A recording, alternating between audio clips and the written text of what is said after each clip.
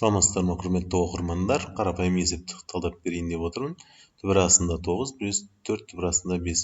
Бұның әртүрлі шығару жолдары бар. Мен сіздерге қысқа көбейту формуласын пайдаланып, осы есепті шығаруды ұсынып отырмын. Қарапайым әдіс 2-нің квадраты және түбір астында 5-нің квадраты, ол 9-ды береді.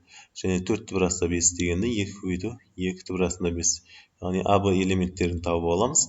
Енді бұл жерде бұл нәрсеміз қысқаша көбейту формуласын қолдансақ, 2 плюс түбір астында 5-тің квадраты, квадрат пен түбір қысқарады, ол модульді береді. Модульден 2 плюс түбір астында 5 деген сан шығады екен. Бұл қарапайым есеп. Біз Құдай қаласа олимпиада есептерін және ұбт-ның күрделі есептерін қарастырайын деп отырмыз.